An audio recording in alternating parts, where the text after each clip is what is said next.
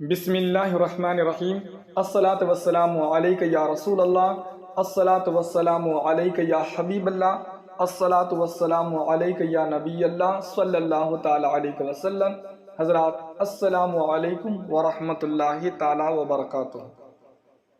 میرے پاس ایک سوال آیا کہ سائی بابا کو ماننا کیسا؟ آئیے جواب سے پہلے آپ حضرات سے میری گزارش ہے کہ اگر آپ میرے اس چینل پر نئے ہیں تو پلیز برائے مہربانی سبسکرائب ضرور کیجئے، کیونکہ میں ایسی باتیں اور دین سے جڑے مسئلے مسائل ڈالتے رہتا ہوں۔ تو آئیے سوال پر آتے ہیں کہ سوال یہ تھا کہ سائی بابا کو ماننا کیسا ہے؟ تو اس کا جواب سنیے کہ بے شک ہم اولیاء کرام کو مانتے ہیں، انبیاء کرام کو مانتے ہیں، مگر جن کا ٹھوس ثبوت ہمارے پاس ہے، دلیل ہے، ہم انہی کو مانتے ہیں۔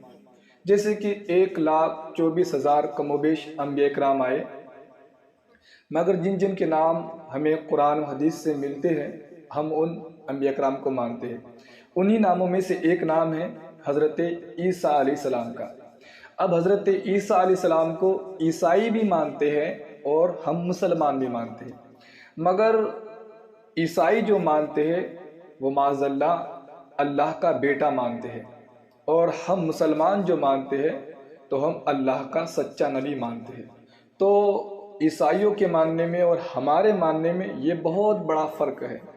عیسائیوں نے عیسیٰ علیہ السلام کو اللہ کا بیٹا مانا تو عیسائی کافر ہیں، اور بے شک جو ہمیں عقیدہ قرآن و حدیث نے دیا ہے ہمیں اسی عقیدے پر قائم رہنا ہے کہ اللہ تبارک و تعالیٰ کا نہ تو کوئی بیٹا ہے، نہ اللہ تبارک و تعالیٰ کسی کا بیٹا ہے، نہ اللہ تبارک و تعالیٰ کو بیوی ہے۔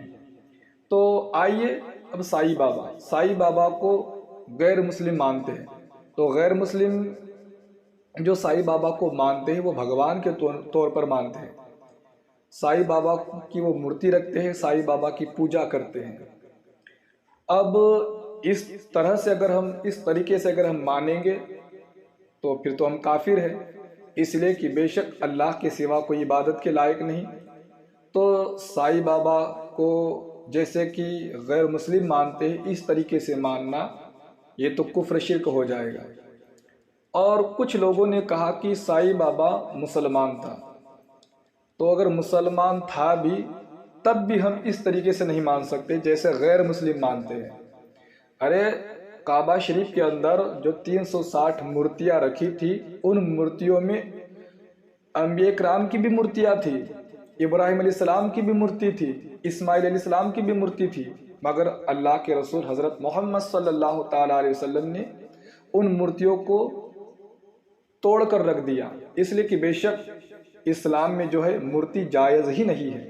تو انبیاء کرام کی مورتی کو توڑا گیا، تو آج اگر کوئی چاہے پھر کوئی مسلمان ہو یا کوئی اللہ کا ولی ہو، اگر کوئی مورتی اگر اس کی بناتا ہے تو مورتی تو اسلام میں جائز ہی نہیں ہے۔ اور جو عقیدہ غیر مسلم سائی بابا کے بارے میں رکھتے ہیں، ایسا عقیدہ رکھنا یہ تو پھر کفر ہے۔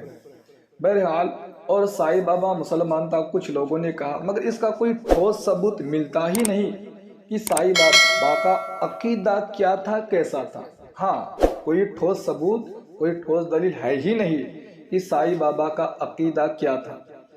تو جن جن بزرگوں کی ہمارے پاس دلیلیں ہیں، ثبوت ہے، ہم ان کو مانتے ہیں۔ بے شک حضور غوث اعظم، حضور خواجہ غریب نواز، حضور اعلیٰ حضرت، یہ ہمارے بزرگ ہیں، یہ ہمارے یعنی یہ اللہ کے ولی ہیں، تو ہم ان کو مانتے ہیں اس لیے کہ ہمارے پاس ٹھوس ثبوت ہے۔ مگر سائی بابا کے بارے میں ایسا کوئی ٹھوس ثبوت ہے ہی نہیں، اور اگر نہ مانا تو قیامت کے دن کوئی پکڑ نہیں ہو جائے گی کہ تم نے سائی بابا کو کیوں نہیں مانا تھا۔